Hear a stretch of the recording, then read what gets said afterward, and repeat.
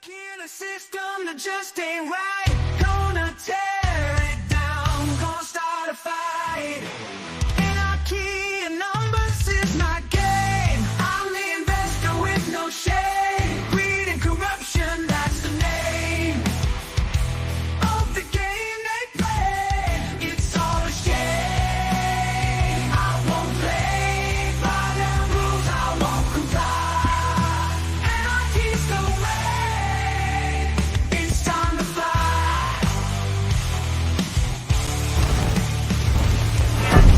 I'll burn down the walls and break the chains. And here we go. Welcome. I am Matt. This is the Anarchist Investor live coming at you every Monday through Friday at 12 Eastern. Talking about contrarian investments, markets, the economy, how to protect and grow your money without getting it stolen by some dirty banksters. On the hold screen today, we have the 10-year yield. Ugh, so freaking boring. Talk about bonds. Well, interestingly enough, I recorded an interview with Lobo Tigre last night or yesterday afternoon. It's going to be a good one. It'll come out probably early next week. And we were talking about how boring stuff is going to become sexy again. That's right. Bonds, oil, commodities. We're bringing sexy back to those old, dusty, but vital kind of infrastructure-y type areas of investment. And so, yeah, boring is in, or at least it's about to be in. So if you want to be in on the cutting edge of the trends that are coming forward in the investment world, you better get boring pretty quickly. So we're going to be talking about interest rates because this is we're like in uncharted territory here, or at the very least, like a lot of people that are very kind of like economic nerdy, kind of like they understand where we're at.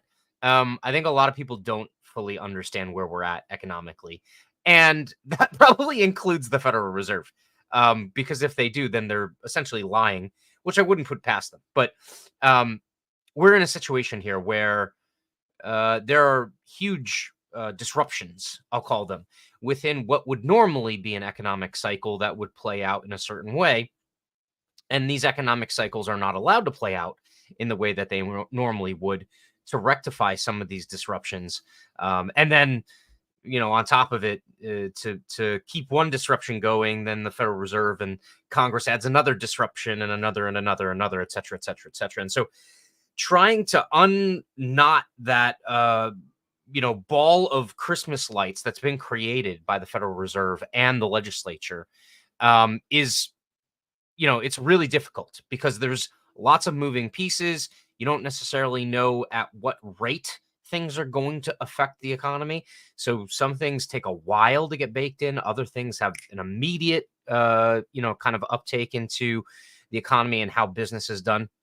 So we're going to have to continue to look at this. But the theme today seems like we might be on the verge of this yield curve de-inverting. All right. And I'm gonna make a case for it, both in terms of the economics as well as kind of some of the more political type pressures that are involved. Okay. The political pressure obviously is, let's make it so that people don't feel like they're getting screwed over by the economy, right? Which they've been failing at up until now, at the very least, at least half of the people. And I'll show you some numbers behind that. But the economic picture here that looks like it's playing out is, and we see it happening between the 10-year and the 2-year yield today. You see a lot of people that are selling the long end of the curve more aggressively than they are the short end of the curve. And so from my opinion, this has been playing out over maybe the last 2 months, give or take. And if I zone out here in the yield, you'll see. And in fact, it's probably even greater than that, because the 2-year and the 10-year yield rose together starting in December of last year. All right. And I can throw the 2-year up here too, and you can see that similar trend. But if you notice, the rate is a little bit greater with the 10-year than the 2-year, especially as of late. And the reason that is because when the Federal Reserve cuts rates, it typically affects the short end of the curve much more dramatically and immediately than the long end of the curve. Just kind of makes sense because you cut rates and those longer term loans, those longer term bonds and things like that, it takes a while for this stuff to get baked into that, lending mix that's out there. Meanwhile, the short end of the curve, the 3-month bills and the 2-year, the 1-year, the 2-year treasuries, they're the ones that are going to see the interest rate drop the quickest, the fastest, in the most immediate sense of the word, right? Like in the most immediate timing. And so when yield curves de-invert, that's typically what you see. Over the past, say, 100 years of financial history with the United States, the yield curve, when it inverts, the moment that it de-inverts is the moment that the bond market gets some kind of whiff that the Federal Reserve is about to start cutting. Now, what's interesting here is this looks like the long end of the curve is front running this. Meanwhile, the short end of the curve still hasn't bought into it yet. Okay. And so there's a lot of people that are selling these longer term bonds right now because they may be raising cash for a multitude of things. One might be because we're basically in, if not headed into, a really dramatic recession. The second piece of it could be that they're raising cash to then buy the short end of the curve. So a lot of people loaded up on longer term on the curve, and now they're divesting that money to potentially load up on the short end of the curve. And what that eventually will cause is the curve to de-invert. We were sub 0.4% in terms of that inversion, the difference between the 10-year and the 2-year, for a number of months, actually a couple of months. Then all of a sudden, this, noise came into the marketplace about how, oh, the Fed might actually raise rates. And that then caused that, to reinvert greater than 0.4. Well, we now find ourselves below 0.4 again. And this move is considerable. It's not, granted, we're looking at just one day, so one day does not make a trend. But like I said, this kind of flies in the face of a lot of the narratives that are out there. And interestingly enough, we're starting to see some information flow, some articles out of what is obviously a cheerleading kind of financial media, that might lend us some idea of what is actually happening versus what they've tried to speak into existence within the last couple of months. And in fact, the last couple of years for that matter. Okay. So keep that in mind. The yield curve looks like it may be on the precipice of de-inverting. The moment that there's some kind of sniff that the Federal Reserve will actually cut rates, you might see the 10-year yield drop a little bit, but you will most definitely see the 2-year yield plummet. And that will be a huge buying opportunity for people that are, in the bond market. And that means that you will see that yield curve de-invert, which also means that we are very close to economic calamity. Now, why is this playing out? Well, before we get there, let me just finish out the viewpoint of, from the viewpoint of putting fixed income under the microscope here. This is the high yield bond ETF. And if you notice, it's been weak for the last couple of days, considerably weak. Came up against this resistance line again and started to turn down. All right. Think about it this way. If interest rates for 10-year borrowing costs and 20-year borrowing costs rise, and not only they rise, but they're anticipated to stay higher than short-term borrowing costs.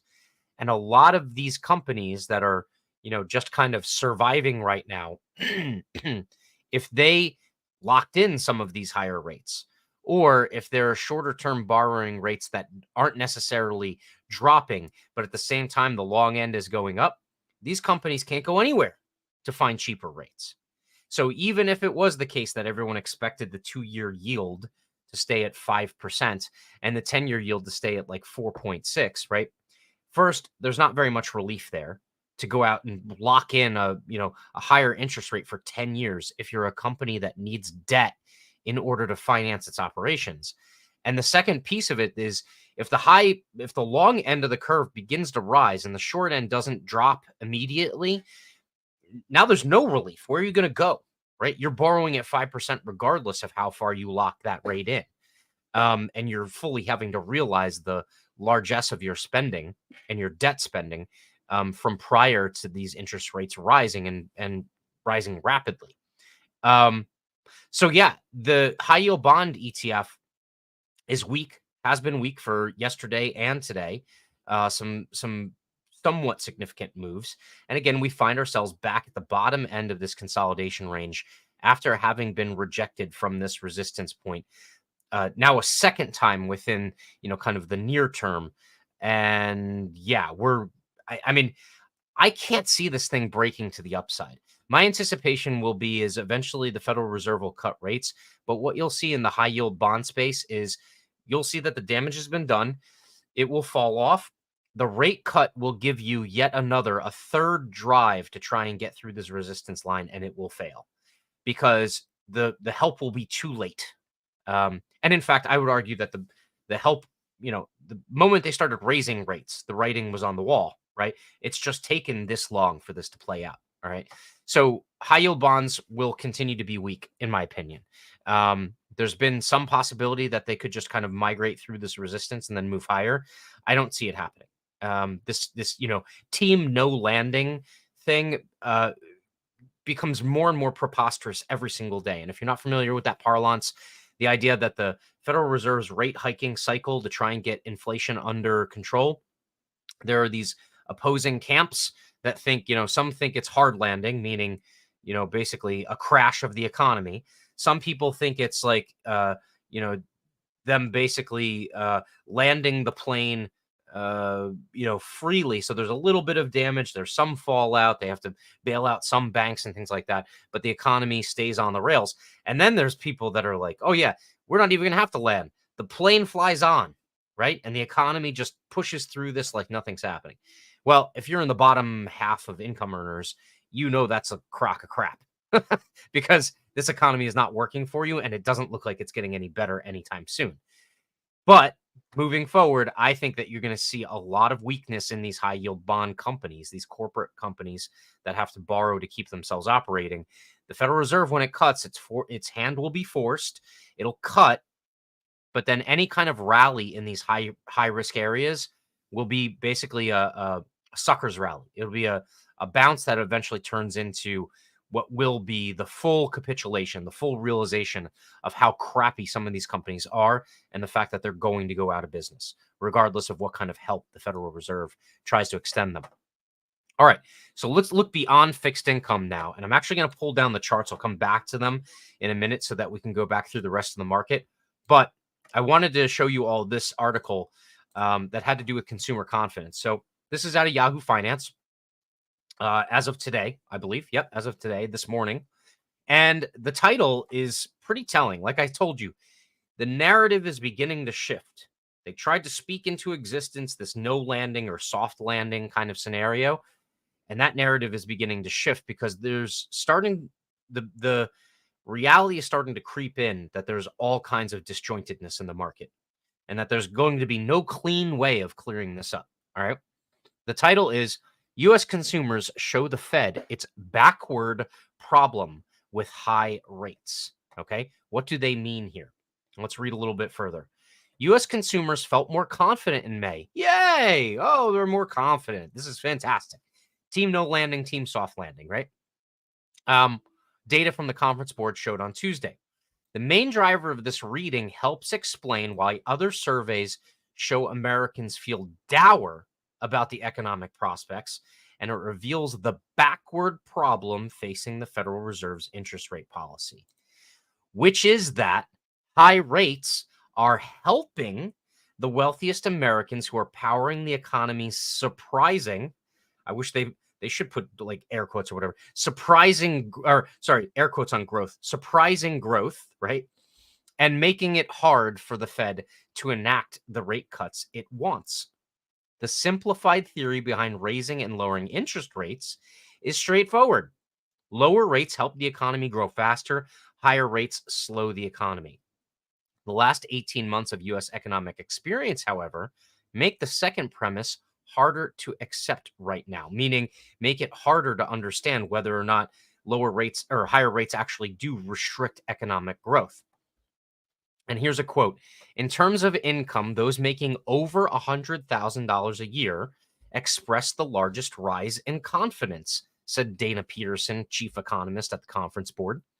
On a 6-month moving average basis, confidence continued to be highest among the youngest, meaning people under 35, and the wealthiest, those making over 100,000 consumers. Financial commentator Josh Brown suggested that high rates could prolong the current bout of inflation, given the benefits that higher rates confer on the wealthiest Americans. Wealthy households right now can earn upwards of 4.5% in a high yield savings account, see their equity portfolios go up 20% in a year. Thank you, NVIDIA. And are watching the value of their real estate holdings rip higher. These folks want nothing more than for rates to stay high.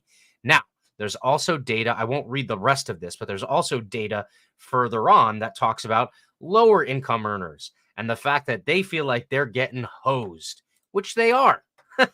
Okay. Now you have to understand this dynamic. Interest rates are high, meaning it's actually finally beneficial to be a saver. All right. But what the Federal Reserve and most lay people don't understand, and why the Federal Reserve should be completely abolished, is that when they muck around in the interest rate markets, there's no smooth transition the way it would normally be if an economic cycle just plays out the way it plays out. Okay. If all of a sudden savings is emphasized, okay, then everyone will save, not just the wealthy.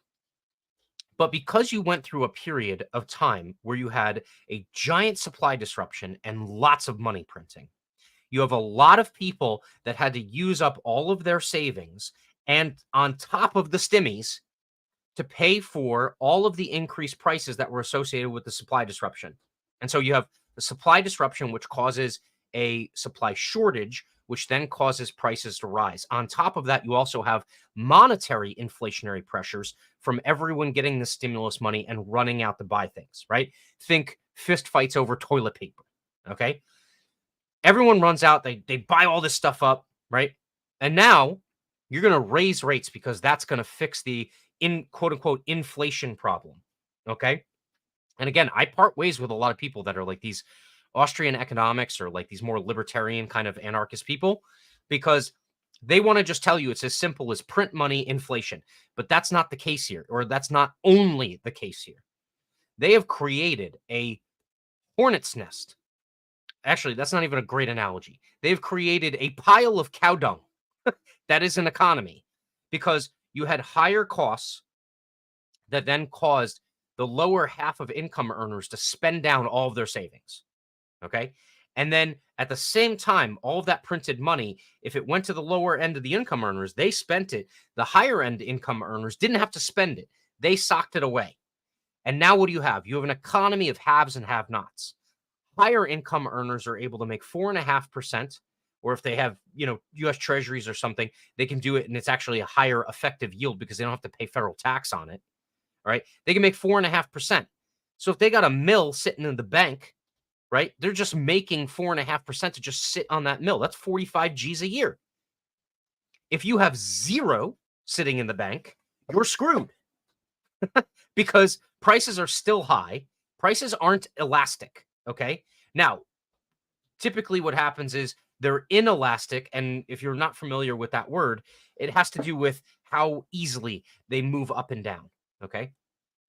Prices are typically inelastic downward, not upward. Prices can move up very quickly and get adopted into the marketplace very quickly. It's why supply disruptions, you see huge price hikes, which everyone talks about, oh, price gouging and all this other stuff. Don't listen to them. It's complete BS. Okay. It has to do with a short-term supply shortage and or huge increase in demand that then causes things to be much more expensive. Okay. Where it is inelastic is on the way back down. And you need these cycles to play out on the way back down in a very slow fashion. All right. The Fed thought that they could raise rates very quickly and fix the supposed inflation problem that's nothing but inflation, which was wrong. Okay. It's a supply disruption plus inflation. They figured they could fix it by raising rates quickly. Now, this is the thing. They tried to get half pregnant. Okay. I'm sorry for the analogy, but it's completely correct. They tried to get half pregnant. They tried to raise rates quickly and then stop, and then they thought they could hold them there, right? The reality is that they only went halfway. What they needed to do was they need to raise rates and keep raising rates until the economy basically cracked, and it hasn't cracked. And now what do you have? You have a structural inequality that's happened between the wealthiest people and the poorest people. So now your question is, all right, how do we fix this? This is why I laugh my balls off every single time there's a press conference with Jerome Powell and he talks about equity and inclusion and DEI bullshit. Okay? This is literally the exact opposite of that. And this is just one of a number of other proofs, and I'm going to be political for a second here. It's one of a number of other proofs that people who chant these catchphrases, especially when it's like equality or opportunity and all this other stuff, but they work for big banks that are owned by JP Morgan and, or if they work for politicians and things like that, it's complete bullshit. It's literally the exact opposite. So now what they've done is they've institutionalized the difference between the wealthiest people and the poorest people. And there's no upward mobility possible because we're incentivizing savings with higher interest rates. And we're trying to slow economic growth. But because you have such a disproportionate difference between those two groups of earners, there's no relief in sight for the poor. There just isn't. So now we still find ourselves in a very similar situation to what we had before. And the choice is still the same. Okay? And I can tell you what choice they're going to make. The choice they're going to make, and the market right now thinks the choice they're going to make is they're just going to sit and keep interest rates where they're at. The problem with that is the Biden administration is going to, if they actually have 2 IQ points, they're going to be like, wait a minute. If you don't cut interest rates, there's going to be pitchforks and torches in the streets. Like, honestly, as soon as the labor market starts to crack just a little bit, but we still have positive GDP numbers, people are going to get really freaking pissed off. And we had civil disturbances back in 2020 and 2021. You're going to have civil disturbances again. It'll be another, summer of love, so to speak. Because if the Federal Reserve doesn't act to do something and they just keep interest rates where they're at, we just keep getting the same thing that we have right now, which was poor folks falling further and further and further behind to the point where they literally have nothing and they're just on government services. All right.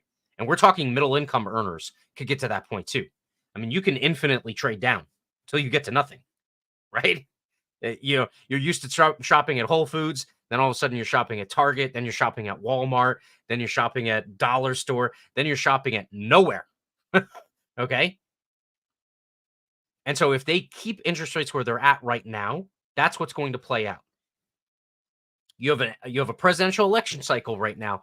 Do you think that people are unhappy with the economy are going to vote for the guy who's in office right now, regardless of what the letter is next to his name? No freaking way. They'll vote for change, regardless of what that change looks like. And ironically enough, we had an election that was based off of this guy's a meanie and he's a Nazi and I'm the, old grandfather type and I'm nice. And people were like, okay, I don't like the meanie and the Nazi. So I'm going to vote for the other guy. And we're going to put him in because he's like less controversial or whatever. Again, conspiracy theories about vote counting aside. Okay. That's basically the narrative that played out. The narrative that might play out this time is, all right, well, we voted the nice old dementia-ridden patient into the White House, and the economy screwed me over. So now what are we going to do? Well, we're going to vote for the other guy. And everyone's like, well, the other guy used to be president, and you voted him out. And they're like, well, can't be worse than we have now, right? But the Biden administration is going to figure that out if they haven't already, which means there's going to be a call to Jerome Powell and all this BS about how the Federal Reserve is not politically motivated or whatever. The hell with that.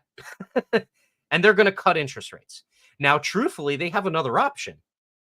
The other option is they legitimately could raise interest rates because the goal here would be, all right, we don't want to go back to inflation and we have to stop the progression of what's happening right now. We have to now throw another intervention in because this gap is widening every day. It's widening and widening and widening and widening, right?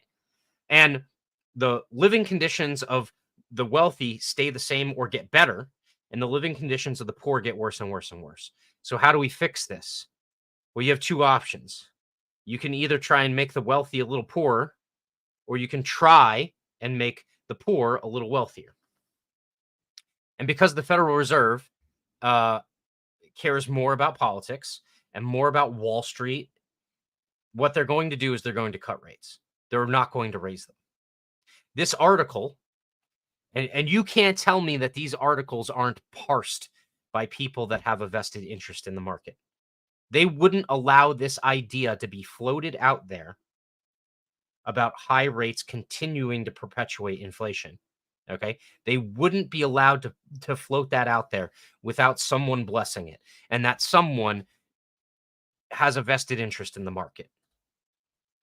And so this is giving cover for the Federal Reserve. The Federal Reserve can come out now and say, well, we actually have this interesting dynamic where savers are being incentivized, but only rich people have money. And we actually think that that's prolonging inflation or exacerbating it. So what we're going to do is we're going to take the edge off, and we're actually going to lighten up on interest rates. And they'll talk about how they're going to do it slowly. They're going to try and step down the interest rates over time. All right. But again, the poor don't need short-term help. I mean, the poor need short-term help. They don't need long-term help. All right. And so what you're also going to see is you're going to see the legislature step up its efforts to try and create some transfer payments. Could include higher, quote unquote, higher tax rates for the rich, more transfer payments in the form of welfare and social safety net spending and housing subsidies and all this other stuff. Okay. And it's just going to make the mess worse. But that's the direction they go in. Keep in mind that the direction that they could go in is they could actually raise interest rates to the point where it breaks the economy, in which case you would actually break this cycle. They're not going to break the cycle. The cycle is going to continue on. All right. Now, why do I say that I think they're going to cut interest rates despite the fact that it looks like the short end of the Treasury curve doesn't agree with me? Well, here's why. Today, there's turmoil in the casino, or at least there's weakness. It's not exactly like, a bloodbath. But so the casino's down today. All right. The S&P is down like a 0.5 percentage point. The Russell, the small caps are down over a percentage point. All right. So there's weakness. There's selling going on in the casino today. So this dynamic's playing out where everyone's worried. All right. What's the Fed going to do? Are they just going to keep rates exactly the same? All right. A day after silver rose like over 5%, it's flat on the day. Now, I know there's a couple of red candles here. It's been down, but then it got bought back immediately. All right. This is a 1-hour chart. So you saw silver sell off and then it just bought back again. Why? Because we haven't seen inflation yet, folks. That's the answer. I'm surprised by gold's weakness today, actually. But then again, there's kind of like, some of these trend lines that gold is pulling back to. And so this lower bound of this trend line, it's kind of retesting that to see whether or not it wants to move lower. I've actually preemptively kind of drawn in this trend line because you could see another leg lower here, but I would fully anticipate gold to hold this trend line and move higher into the future. And the reason being is because the Fed's going to cut rates. They're going to be politically forced into it. They can't continue to keep rates high if Biden wants to win re-election. Them's the breaks. And then what you'll have is a reignition of inflation, but it's going to take a while. You got to remember that reignition of inflation, it's going to require that this inversion with the 10-year and the 2-year fix itself. It has to de-invert, and then you have to have the lower short-term borrowing costs get implemented into the economy. Because again, you got to remember that the lower income earners, they've spent down all their cash. So really the first places that they're going to look in order to try and find money to pay for things, it was credit cards. They're becoming more delinquent on their credit cards. Then now it's buy now, pay later, which is surging. Okay. They're going to have to use the lower interest rates to hopefully find, especially these companies that are down on their luck and might actually go bankrupt. They're going to have to find more money to pay people more money to work, in which case they'll be able to make up the stagger, but that takes time. Okay. This is laying the groundwork for the Fed, accommodating higher levels of sustained levels of higher inflation, um, as well as a move back towards inflation. And so, realistically, had the Federal Reserve not done anything, but again, we're not dealing in, I mean, the real world is not the theoretical world, right? Had the Federal Reserve not done anything in terms of raising interest rates, or at very least, if they had just raised rates slowly over time, you actually would have seen inflation come down regardless because of the supply chain piece of it. Now, we might end up in the same place a lot longer out, but it would have played out over a longer period of time. But there was so much pressure to get the interest rates higher because they thought it would fix the problem. And it fixed it a little bit. And then all of a sudden, another problem emerged where these black holes of cash are just sucking up that cash. Now, when you start to lower interest rates, what happens? Now that cash starts to get deployed and you're going to see inflation happen again. That's why gold and silver have been strong and they will continue to be strong.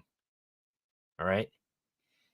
This is something that is, I don't guarantee anything. Like everything is a possibility. Like it has a certain amount of probability that's associated with it. Right.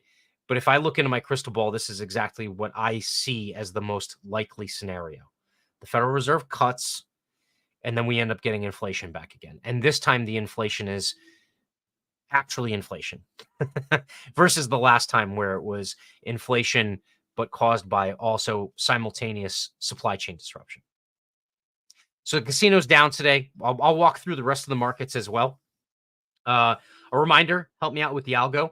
Give me a thumbs up, a subscribe, a follow. It goes a long way towards helping me out, as well as getting this information out to other people that it can help. And so, yeah, do me a favor with that and make sure to sub to the Substack, anarchistinvestor.substack.com, and get in on the free drawing coming up on June 3rd. I'm giving away 4 annual paid memberships to the Anarchist Investor Substack that gets you access to the model portfolio that's going to be that is being built right now. So that being said, yeah, casino's down. Crude oil is down a little bit today, but again, huge run yesterday, so it's pulled back a bit. You have this longer term kind of trend line / resistance line that it came right back up to. Look at that. These things are not, you got to remember, as algorithmic as the stock market is nowadays with all the black boxes and the AI trading and everything like that, not to mention a lot of other people look at the same technical indicators. When these things, come up to these levels, they typically do something at the level. They typically don't ignore them, right? So we come up to this resistance line that happened at roughly, I'm looking at West Texas crude right now. The line was basically at $80.60, give or take a couple of pennies on the barrel. Pulled back. We're now sitting at under 80 again at roughly 79.33 a barrel. So we'll see what happens with oil. But again, rate cuts equal higher oil prices typically, which eventually might cause the economic collapse that's needed to get both sides of the equation in this kind of like deflationary setup, right? It will pull the higher end lower. Unfortunately, it's going to continue to hurt the lower end people. All right. But yeah, I would fully expect, you see rate cuts, oil's going higher. That's just, you could kind of bake that one in. In sympathy with oil, gasoline is down. What else am I looking at? Copper. I talked a bit about copper with Lobo Tigre on the interview. Again, that'll drop early next week. Copper's an interesting story. Copper typically is a economic indicator, right? And so, interestingly enough, it's continued to move higher, and it's because the wealthy are still buying things with copper. There's also a continued push towards this ESG stuff, towards this environmental stuff. And so a lot of the environmentally, quote unquote, clean technologies, again, you can argue that however you want, but those clean technologies are users of lots of copper, and they're also users of lots of silver. So that's also an industrial application that's driving the demand for these things. And copper is also an actual thing. And it's part of that old world boring investment narrative that I think is going to play out more and more here into the future. And so copper continues to be strong. It's weak today, but we'll see how that fares into the future. If you do see an economic downturn, copper will be hit probably worse than some of these other things. So granted, there's obviously always some risk involved in anything that you're putting your money to work in. All right, let's look at, we already looked at gold. Gold came down to this line and bounced and then pulled back to it again. The silver gold ratio, look at that. We're right down at this one trend line, and we'll see what happens with this trend line. Typically what happens is we'll get a bounce. Okay, these lines do not get ignored. Like I said, typically we'll get a bounce, and it could be in the form of silver selling off and gold not selling off as much, or in terms of gold rallying and silver now taking a backseat. Okay, they could rally together. Silver could come down and gold could come. But what will typically happen here is, at least over the next couple of days, if not like a week or two, you'll probably see gold outperform silver over the next couple of weeks. Again, I don't advocate short-term trading. I'm a long-term kind of guy. I don't think you should be, trying to win every single lottery ticket that presents itself in the casino. In fact, I don't think you should try and win very many lottery tickets in the casino because they're typically all losers. But that being said, I think that's going to be the trend in the short term. So do not be unnerved. I think the silver trade stays in play. The gold trade stays in play. And in fact, I expect gold to hit 2,700 at least. And I'm looking forward to at least $35 silver, if not $40 silver. So keep that in mind as well. All right. That's really it in terms of what I'm looking at in the casino. Also, you're seeing uranium prices a little bit weak today. Again, I talk about that with Lobo Tigre. That's going to be a long-term narrative as well. So on some weakness and continued weakness, even if the economy gets weak again, I think, getting into the uranium space, that's a buy. It's a average in kind of situation or value average kind of situation. All right, let's look at crypto really quickly. Bitcoin's weak today. Came up to this resistance line here, pulled back, tried it again, pulled back again. Rate cuts will see Bitcoin breakout. And in fact, I've been tracking, I'm going to pan out here, okay? And I've been tracking this longer term inverted head and shoulders. Bitcoin did not come as far back as I had hoped it would in terms of this right shoulder. But that being said, this thing is coiled up and it's ready to go. We have a left shoulder, we have the head, and we have the right shoulder. This is on a weekly chart. It's a very compact right shoulder, which means that we could get, once we have some kind of indication that the Fed's cutting rates, boom, you're going to get a pop through in Bitcoin. All right. Whether it's sustained is a completely different story. Because remember, this thing's going to trade with the tech names. It's going to continue to trade with the tech names. So if you get that pop and tech all of a sudden starts to fall apart after a short burst because they think that Papa Jerome Powell is coming to the rescue. All right. This could be a big take profit opportunity. Okay. So keep that in mind. Don't get Bitcoin signs in your eyes and think that we're going to 1 million per Bitcoin. Okay. You got to watch what happens with this thing because you could get a huge pop in it and it could immediately pull back. There's going to be a lot of hot money that runs into it. Just remember that. And it's probably going to be a lot of dumb money. Ethereum's being outperformed by Bitcoin today, meaning Ethereum's down worse than Bitcoin. Oh, I'm sorry. And I didn't even finish my thought on Bitcoin here. That's the weekly chart. Now, if you look at the daily chart, you look at the formation, the technical formation within the right shoulder on the weekly chart. And on this daily chart, you can also see another inverted head and shoulder pattern forming. So we could continue to see a little bit of sideways movement, slowly upward movement in Bitcoin until we get out to, maybe mid-June, right? The end of June. But again, this is also why I'm saying I really think the Federal Reserve is going to, at the very least, telegraph a rate cut by the end of June. By this June meaning, they're going to telegraph some kind of rate cut. And they might even telegraph it and say, like, well, we think we're going to cut in September, right? If they do that, the market's going to rally. And that then gives you 3 months of rally off of hopium. It also gives you 3 months where the market's going to show you that the economic numbers are not going to be helped immediately, and they're going to continue to get worse, right? And we'll climb the wall of worry, and then eventually reality will set in. But so anyway, this right shoulder looks like also another, this is like a fourth wall break inside of the fourth wall break. This also looks like an inverted head and shoulders here, with Bitcoin headed higher into the near future at least. So we'll see how this plays out. I'm actually thinking this looks like it could turn into a move to like 80 or 85. And in fact, I'll give you the short little idea of what works here. So like this move right here is roughly 21% from the neckline. We'll just call it an even 20 because we're just ballparking it. So I go from the neckline up 20%, and that gets us to, let's see, roughly 85,000, 86,000 in Bitcoin. Okay, that's off of this move.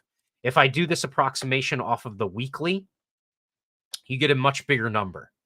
But again, this isn't an exact science. It's just technical analysis, right? But so if we go from here to here, you get 75% from that level. 75% is going to get you past 100, actually well past 100.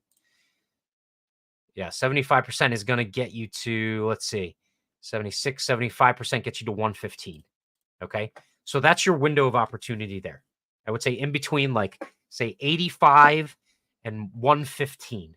So 100 sounds like a pretty damn good number, in my opinion. If you're going to ride this train and take some profits at 100, or even if you get off at 95 or 90, right? I'm not going to fault you. You never lost money by taking a profit. So, yeah, that's the way it looks with Bitcoin. Ethereum's underperforming Bitcoin today. But again, it had an outsized outperformance last week because of the news. We'll see what happens. This continues to look like a bull flag. So, big pop. It's consolidating sideways. We'll see what happens with it moving forward. Most of the crypto space is down about as much as Bitcoin. So everything's just kind of like falling in tandem with Bitcoin. There's a couple of small, positives on the crypto space, but most things for the most part, most things in the crypto space are down today. So see some selling, might also be raising some capital to put money to work in other areas. So I do think there is and I have to look into this more, but there is a dynamic where some of these mid cap and micro cap cryptos, because everyone anticipates they're going to move after Bitcoin, a lot of people try and get the Bitcoin move and then use the Bitcoin move, sell, take profit, and then they try and trade back into the mid cap and the small cap and the micro cap cryptos to then get a nice big pop off of that money. So they feel like they get the profit from Bitcoin that gives them even additional money to roll into the smaller cryptos and make an even bigger profit. Again, I don't advocate for that. So, but that dynamic, you can say, informs some of how this crypto trade works. So if you do get a big pop in crypto, specifically Bitcoin and Ethereum, you might end up seeing some trades from Bitcoin out of Bitcoin into some of the other mid cap and small cap crypto. So, and in fact, one of the things I will be rolling out on the model portfolio momentarily here is my picks for the mid cap, micro cap crypto, just kind of like monthly portfolio. And we're going to pick 5. They'll all be available on Coinbase, so it'll be readily accessible. I'm not going to pick like these random cryptos that you have to go to like MetaMask wallet or something like that, or some random, Cake wallet or something in order to buy them. You'll be able to buy it right on Coinbase if you wanted to, so that they're accessible. But we're going to take 5. We're going to try and get them in different use cases, different areas, different industries, and those will be the micro cap crypto, portion of the portfolio, so to speak. We're not going to put a ton of money towards them, like, $10 each or $20 each every month, so that we're not breaking the bank, thinking that we're going to win the lottery on these things. So that being said, that's all I got for today. It is Wednesday. Happy Wednesday. Happy hump day. We're past halfway too, at least on the East Coast. So we're headed downhill towards the end of the week here. So I appreciate every single one of you. Thank you for sticking out with me today. Keep your eyes open. Another reason to be subscribed. Keep your eyes open for that interview with Vinny Barbosa dropping tomorrow evening. It'll be probably about 6 p.m. Eastern. And again, we talk Bitcoin and a couple of cryptos, Nano and Hive, as well as some ANCAP stuff. We talk about Javier Milei a little bit, I think. Some other things that are happening. So should be super interesting. And so you got to get informed and get your notifications turned on, so you get some notification of that, or follow me on X, because I'll also be broadcasting it there as well. So with that, that's all I have today. I appreciate every single one of you. I love you. Have a fantastic afternoon and rest of your Wednesday. And hopefully I'll see you tomorrow at noon. Peace. Stuck in a system that just ain't right. Gonna tear it down, gonna start a fight. Anarchy and numbers is my game. I'm the investor with no shame. Greed and corruption, that's the name of the game they play. It's all a shame. I won't play by their rules, I won't comply. Anarchy's the way. It's time to fly.